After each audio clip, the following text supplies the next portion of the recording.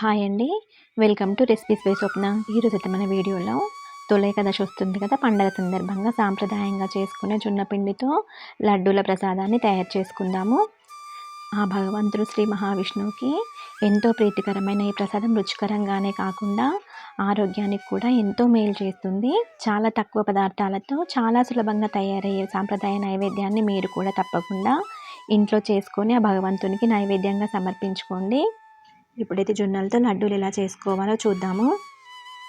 ముందుగా ఒక కప్పు నిండా జొన్నలు తీసుకోవాలి. అయితే ఈ జొన్నలలో కూడా 2 రకాల జొన్నలు ఉంటాయి, పచ్చ జొన్నలు, తెల్ల జొన్నలు. మనమైతే తెల్ల జొన్నలతో లడ్డూలు చేసుకుందాము. ముందుగా ఒక కప్పు జొన్నలకు గాను 3 కప్పుల నీళ్ళు వేసుకోవాలి. నీళ్ళు బాగా మరుగుతున్నప్పుడు జొన్నలు వేసుకొని ఇలా పైకి తేలిన చిన్న చిన్న జొన్నలు ఏమైనా ఉంటే తీసేసుకొని వీటిని ఒక 5 నిమిషాల పాటు మంచిగా ఉడకనిచ్చుకోవాలి.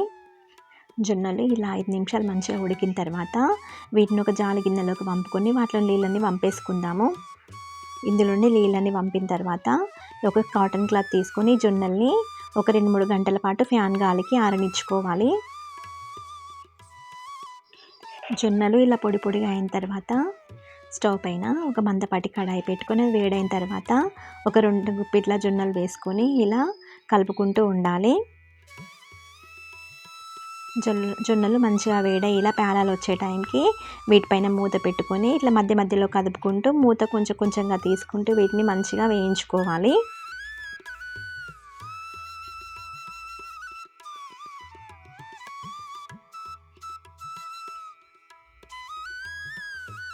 చూడండి, జొన్నలు ఎంత మంచిగా పేలాలాగా బుగ్గల్లాగా వచ్చాయో. అలాగే మిగతా జొన్నలన్నీ కూడా వేసుకొని వీటిని పేలాల్లాగా మంచిగా వేయించుకొని పక్కన పెట్టుకోవాలి. ఈ జొన్న పేలాలన్నీ వేయించుకున్న తర్వాత వీటిని కొంచెం చల్లారనిచ్చుకుందాము. ఇవన్నీ చల్లగైన తర్వాత ఒక మిక్సీ జార్ తీసుకొని అందులో మనం 1 కప్పు జొన్నలు తీసుకున్నాం కదా, ఈ 1 కప్పు జొన్నలకు గాను ఒక 3/4 కప్పు బెల్లం పడుతుంది. ముందైతే ఈ జొన్న పేలాలని బరకగా మిక్సీ పట్టుకోవాలి. తర్వాత ఇందులోనే బెల్లం వేసుకొని వీటి రెండింటిని మెత్తగా మిక్సీ పట్టుకోవాలి.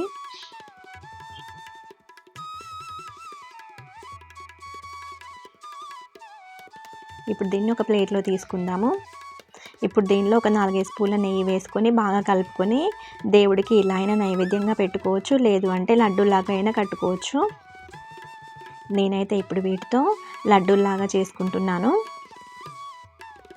మీకు ఇష్టం ఉంటే కనుక లడ్డూలు చేసుకోవచ్చు, లేదంటే మనం దేవుడికి ఇలాగే నైవేద్యం పెట్టుకోవచ్చు. ఈ జొన్న పేలాలతో లడ్డూలు అయితే చిన్నపిల్లలైనా పెద్దవాళ్ళైనా షుగర్ ఉన్న వాళ్ళైనా భయం లేకుండా తినేసేయచ్చు. రుచికి రుచి, ఆరోగ్యానికి ఆరోగ్యం. అలాగే ఈ లడ్డూలు చేసుకోవడం కూడా చాలా సులభం. ఇలా మనకి ఇష్టం వచ్చిన సైజులలో లడ్డూలన్నీ చేసుకొని పక్కన పెట్టేసుకుంటే జొన్న లడ్డూలు రెడీ అయిపోతాయి. అంతేనండి, తొలి ఏకాదశి పండుగ సందర్భంగా శ్రీ మహావిష్ణువుకి ఎంతో ప్రీతికరమైన జొన్న పేలాలతో చేసుకునే లడ్డూలు తయారయ్యాయి. ఈ వీడియో కనుక మీకు నచ్చినట్లయితే లైక్ చేయండి, షేర్ చేయండి, అలాగే మన ఛానల్ని సబ్స్క్రైబ్ చేసుకోండి. Thank you.